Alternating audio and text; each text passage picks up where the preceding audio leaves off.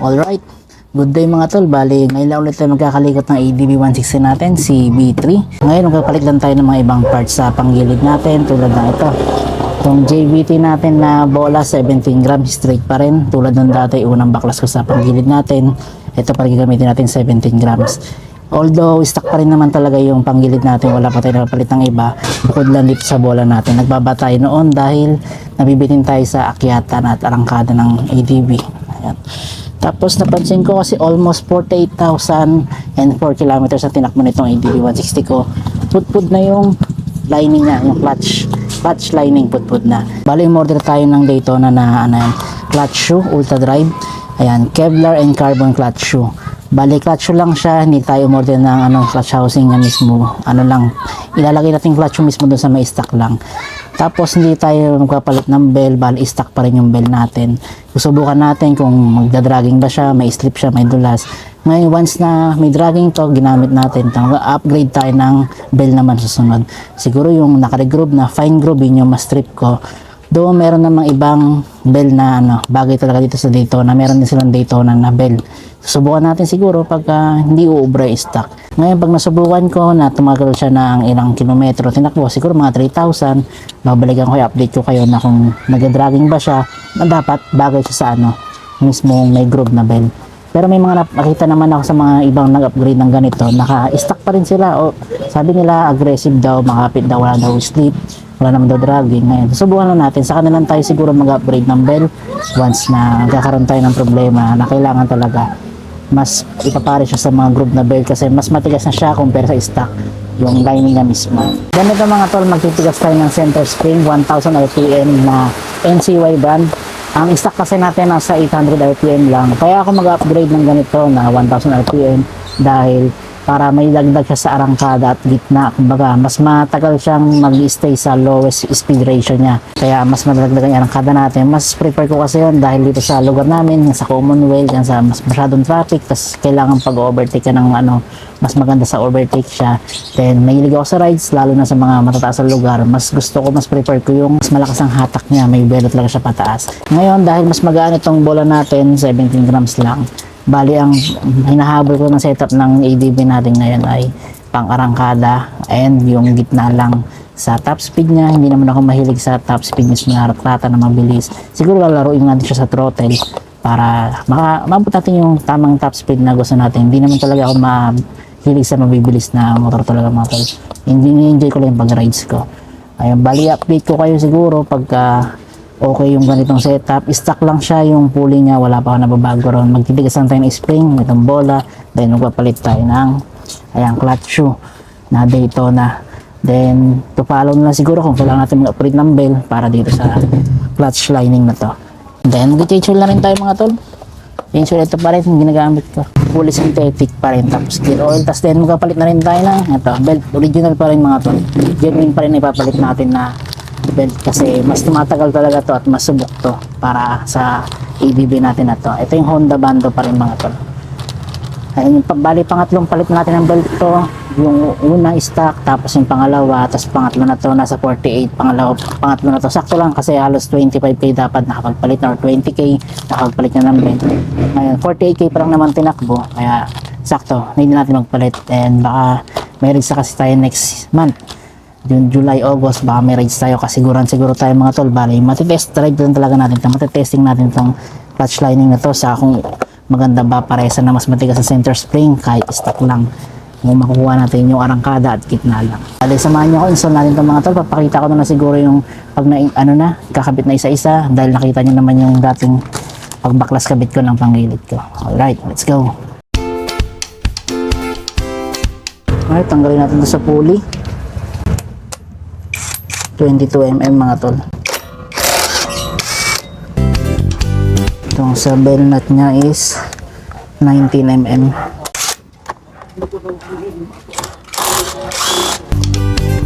Kulay ube na rin siya. Yung mga tol, nakikita nyo napakanipis na ng nya. Ayan, yung clutch lining nya, ang nipis na. Kaya palitin na talaga. Ngayon bali mga tol, ang gamit natin na slider press ngayon sa ADB, hindi na siya stock. Ayan, makikita nyo wala na siyang KZ na nakalagay yung ano para tandaan doon. Ano na to, SeaWorks na mga tol na brand. Mura lang siya, nagtry lang ako kasi nakaraan kasi sobrang luwag na wala akong mabiling stock nun. Kaya nagtry lang ako online, kinabit ko lang saglit tapos ayan. Ngayon tinignan ko naman, almost 1K na yung tinakbo ng motor ko simula nakabit ko. Wala pa naman siyang tama tong kanto, maayos pa naman. Obserbahan pa natin under siguro hanggang 5,000 kilometers. Obserbahan natin kung kakainin yung poste. Ako na mag-suggest sa inyo mismo na hindi siya applicable para dito sa stock na ano natin. Yun lang iniiwasan natin. Bali ako na nag-take lang risk yan para sa inyo mga tol. Alright mga tol, ito yung luma nating belt. Ayan, Honda Bando pa rin. Ayan, almost 25,000 ko rin siya nagamit, hindi ko siya napalitan. And though na monitor ko naman siya dahil naglilinis naman ang panggilid ko, napansin ko na talagang hindi na siya palitan dahil ito nakikita niyo mga tol. Ayan yung mga crack, ayan. Kitang-kita naman. Marami na siyang crack. Lahat yan halos mga tol. May crack na siya. Ayan. Once na makita nyo ganyan na ang belt nyo mga tol, bali, yan, pwede nyo nang balitan, palit na kayo, huwag nyo na hintay magkaroon ng aberya na maputulang kayo dahil mas mahirap yun. Abala pa talaga sa inyo dahil hindi tatakbong unit nyo. Ayan, nalalim yung mga bitak mga tol. Stay lang kayo lagi sa stock mga tol, mas the best pa rin siya. Alright, palitan na rin natin ito. Alright mga tol, ayan, makikita nyo, nalinis na natin yung mga panggilid natin. Ito yung sa torque drive, ito yung sa pulley. Bali, install na natin itong ano natin, buuin na natin itong sa clutch assembly natin. Tapos lagay na natin yung Daytona natin na clutch lining. Ayan, alright, let's go. Bali, pag nagagrasa lang ako dito sa torque drive ko, pupunuin ko lang yung mga kanal tatlo.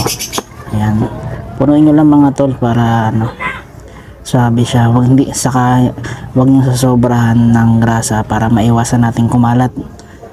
Kahit may oil seal siya, kung sobra-sobra yung grasa, may tendency na kumalat. Ayan, pupunuin nyo lang yung mga kanal niya. Ayan mga tol. Tapos ang loob, lagay nyo rin yan dyan sa loob. Ayan, napakita ko naman dati yung naglinisin ako ng ano, kung paano ko siya nilagayan. May grasa din dyan sa loob. Ayan mga tol. Kita nyo naman yung grasa niya. Yung kabilang bearing niya, meron din. Siguro din yung may grasa siya para maiwasan masira agad yung bearing, maprolong natin yung buhay.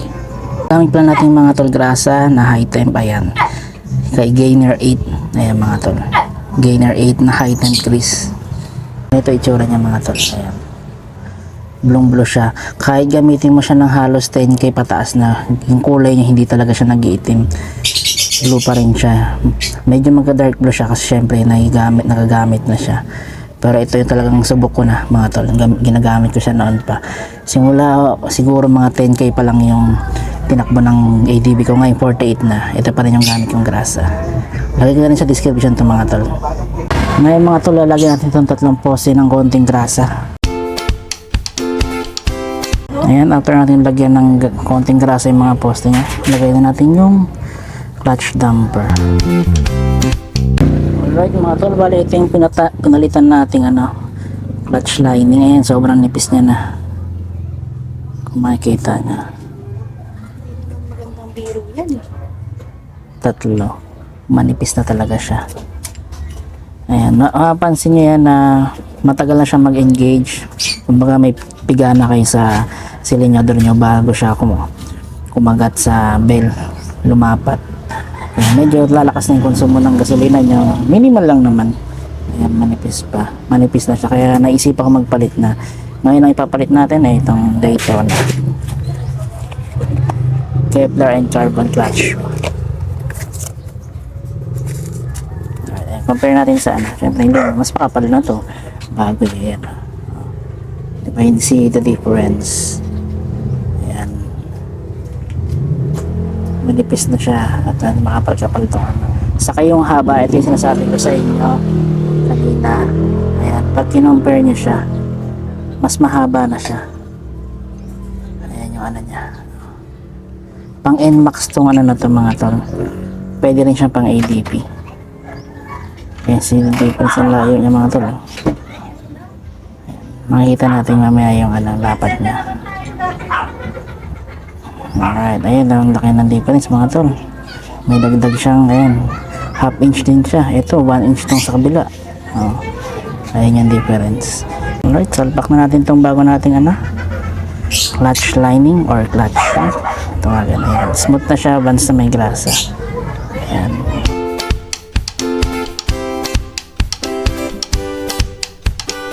Ayan, makikita nyo mga tol. Ayan, smooth na smooth. Kusa talaga siyang babagsak na dahil may konting grasa yung poste niya. Nasa sa inyo mga tol kung gusto nyo gayahin or kahit hindi nyo lagyan.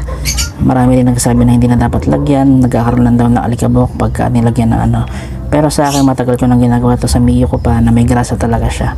Kahit konti manipis lang. Ayan, smooth na smooth siya. Ayan. Ayan mga tol. Ayan, sok naman siya. Tingnan nyo, ayan, nakapasok kunyari siya sa may poste. Ayan, ayun yung actual lang stock versus sa Daytona. Ayan mga tol, mas mahaba siya. Alright mga tol, kung makikita nyo ito, yung clutch spring natin is stock pa rin. Kung mapapansin nyo, magpapalit ako ng center spring na mas matigas, 1000 RPM. Bali yun ang panggalitan ko para mas matagal siya sa low speed ratio at mapupokus tayo sa arangkada at gitna natin.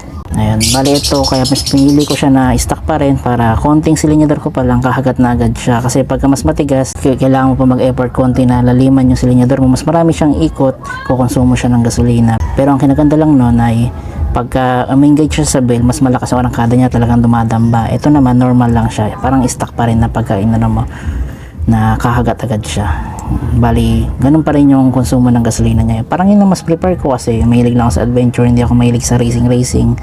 Kumbaga yung inano ko lang na medyo may arangkada para sa mga overtake, yan, mas smooth siya at sa mga uphill.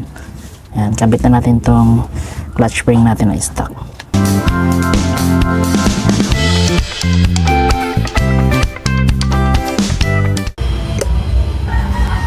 Mga tol, ayan, okay na siya. Silipin nyo sa ilalim, ayan, makikita nyo. Ayan, nakakaayos na siya, swak na. Itong isa, ayan mga tol, diin nyo lang lagi, make sure lang lagi na nakakawit siya na maayos para maiwasan natin aberya. Ayan, okay na siya mga tol. Ayan, kabit na natin to, yung pabilog dun sa yung flat surface sa harap natin. Ayan mga tol, pabuhin natin konti para bumuon siya na lumapat siya na maayos. Ito mga tol, yung tatlo na to, ang circlip. Yung flat surface sa harap natin, yung pabilog sa may nakadikit.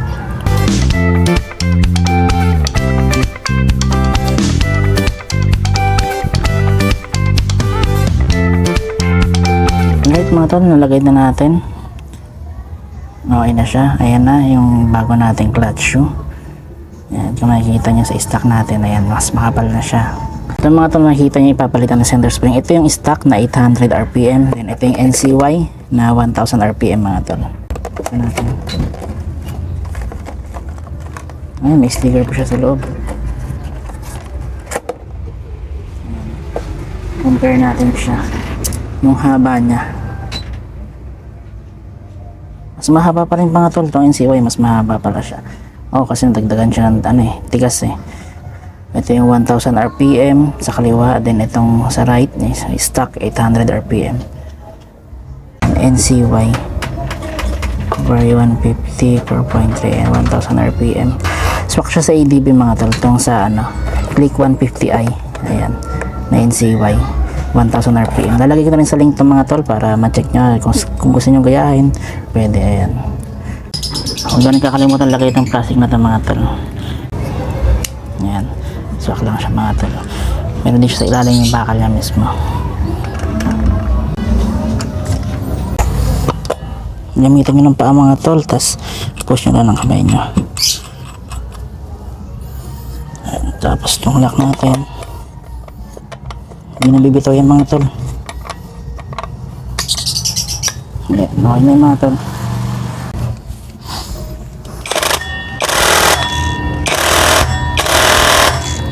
Okay na yung mga tol. Ayan, makikita nyo mga tol, hindi siya gaanong siksik talaga yung spring. Ayan, kaya may tendency pa siya na lumubog talaga siya. Gaganon pa siya. Kasi yung iba, makapansin nyo, makapal ang spring, tas dikit-dikit pa. Nahihirapan ng tulak to. Kaya yun, nahihirapan dumulo ang motor. Maluwag pa siya. Ayan mga tol. Alright mga tol, ito na yung lalagay natin na straight 17 grams na JVT. Pakita ko yung luma sa inyo. Ito yung mga luma mga tol, na may mga kanto siya. Bali check ko yung ano, yung iba kasi ito may kanto rin, dalawa. Itong isa na to malinis mga tol, bilog pa, wala talaga siyang kanto. Ayan, ito rin, ito may kanto rin siya konti. Kikinisin pa natin to mga tol, may part pa siguro matalim dito. Doon na alinis ko na dati ito, ngayon double check natin uli para ma-sure na hindi agad magkakakanto yung ano. Almost 2 years ko rin ginamit ng mga tol, ito walang kanto tong isa. Halos 3 yung may kanto rin mga tol. Tapos pala mga tol, wala kasing guide to, alam ko. Yung stock kasi meron doon yung kabilang side niya, meron siyang buo yung ano niya, may takip, yung kabila may butas. Ito, wala talaga siyang guide.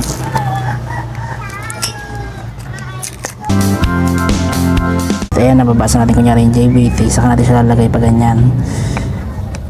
Ngayon, lalagyan natin siya ng palatandaan dito mga tol, sa isang side lang.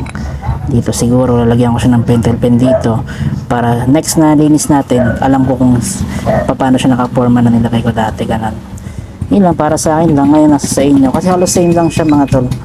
Wala siyang difference sa harap likod. Parehas na parehas. Kahit yung ano niya, lalim niya, parehas lang mga tol. Nag-observe, tinignan ko na rin siya mabuti. Nababasa natin yung JVT, diba mga tol? JVT, lagyan natin siya ng palatandaan dito. Siguro 2. Kaya ganyan, 4 lang. Para lang every time na maglilinis ako, ganun pa rin actual yung ano. Ayan, ganun. Kita nyo. Ayan mga tol, nilagay ko palatandaan, permanent marker. Ayan, tapos lagay natin sa ganito. Ayan, same lang sa iba, puro ganun lang din.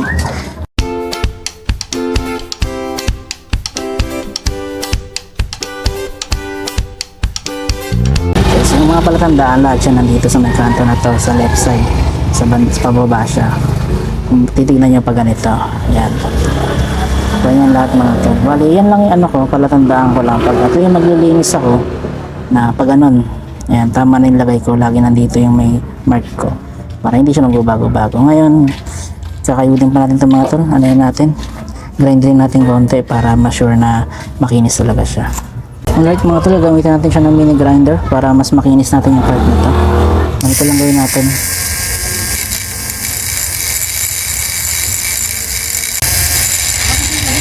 Dulo-dulo lang mga tol. Sinisin lang natin.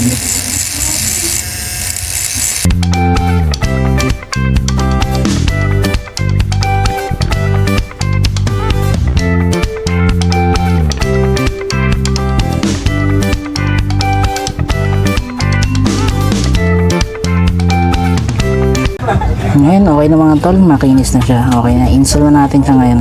Ito pala mga tol, makita nyo, naglagay ako ng sign lang. Ayan.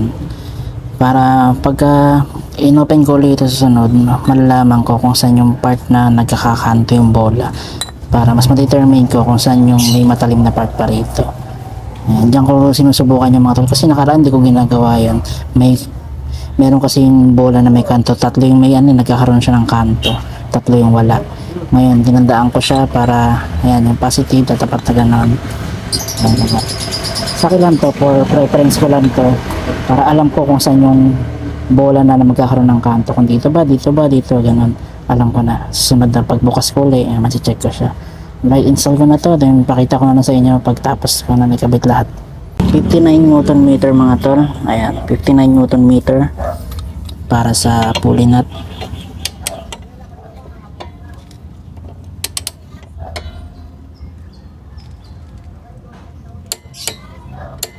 Two clicks, 59 Newton meter, okay na yung mga tol. Konting piga lang mga tol, mas madali naman siya.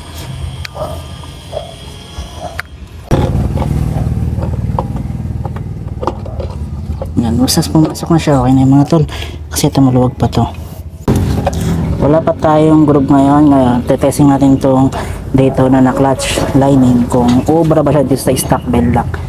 Pagka hindi, nag-dragging siya ng mga siguro after 3,000 kilometers, sa atin magpapalit ng bell na may groove, fine groove ang gusto ko mga tol. pwede natin ipa-regroup to or bibili tayo ng ibang bell. Alright, kabit muna natin to for trial muna natin. Alright, gamit tayo ng pang-control 49 Nm muna to para sa bell nut natin.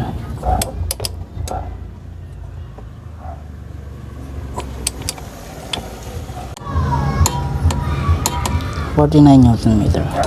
Okay na yung mga tol. Orientation ng belt mga tol, handaan nyo, dapat nababasa nyo yung nakasulat. Ayan, Honda Bando. Nababasa nyo paharap sa inyo. Alright mga tol, bali ito na yung final thoughts natin dito sa kinapit natin. Daytona na clutch lining, tapos yun, nagtigas tayo ng center spring na NCY brand na 1000 RPM and straight 17 grams pa rin tayo na JVT. Ayan, bali ang setup talaga natin dito mga tol, ang gusto ko sa ADV ko, yung arangkada at gitna talaga. Sa top speed naman kasi pwede na natin siyang laruin. Ngayon, napansin ko mas aggressive siya pag nagsilingidor ako, talagang mahatak siya. Then nag-stock pa rin tayo ng clutch spring natin para ayun, hindi masyadong makonsumo pa rin sa gas at mabilis siya mag-engage sa bell natin. Kunyari nag 1 to RPM or 1.5 ganun. Kailangan natin ng more RPM pa, yun yung bago siya mag-engage sa bell natin. Doon talaga siya kukonsumo ng gas na mas malakas na siya. Pero ang kinaganda naman doon, mas dumadami ang arangkada niya dahil mas marami na siyang ikot sa bell. Tapos ayun, pag nag-engage siya, arangkada talaga mas malakas. Kaya nag-stick lang ako sa stock kasi gusto ko yung konting silindro mo pa lang, kakabit na talaga siya, kahagat na siya sa bell. Unlike sa mas matigas, ayan, may delay yung ano natin, throttle natin. Then ito, masusubukan natin tong clutch lining natin pag nagkasiguran tayo. Siguro itong August may sineset kaming rides, mga cowork ko, magkakasiguran tayo. Yan, malayo-layo yung mga tol. Bali nasa braking period pa to, itong clutch lining natin. Pansin ko naman dahil stock yung bell, okay pa rin siya, hindi, wala siyang dragging, mahagat siya agad. Stock pa yan, wala pang ano yan mga tol, wala pang regroup. Kaya masasuggest ko sa inyo na maganda tong clutch lining na to, hindi siya sobrang tigas, sakto lang din siya. Ayan, mas patigas siya compare sa stock kasi alam naman yung stock nakasukat talaga sa bell ng ano, stock na ATV natin. Bali ang benefits ng ganito mga tol, pag nagtigas kayo ng center spring, ayan, una-una maiwasan yung slippage ng belt. Ayan, hindi siya dudula sa torque drive, mas maganda ng kapit niya. Then mas mapapatagal natin siya mag-stay sa lowest speed ratio. Andun yung arangkada natin. At kung sa mga traffic, andun yung arangkada, mas ma-prefer ko yun, mas malakas siya arangkada, yung mabilis tayo maka-overtake. And lalo na sa mga ano, uphill, yan, alam niyo naman ang isang downside ng ATV, mabigat, hirap siya sa akyatan talaga, kaya mas prefer ko yung ganitong setup. Actually hindi siya ganong makonsumo pa rin sa gas, kahit nagbaba tayo ng bola at nagtigas ng center spring, hindi naman siya ganong makonsumo. Ayun, bali yung mga tol, ilalagay ko lang sa description ng link yung ayan, yung mga pinagkakabit natin sa motor natin, yung Daytona na clutch lining, tas NCY na center spring na 1000 RPM, pang click 150. Then straight 17 grams pa rin tayo, hindi tayo nagka-combi kasi stock pa rin yung pulley natin. Ayan, kita tayo sa rides mga tol. Ganito na lang yung vlog na to, and see you sa next adventure natin.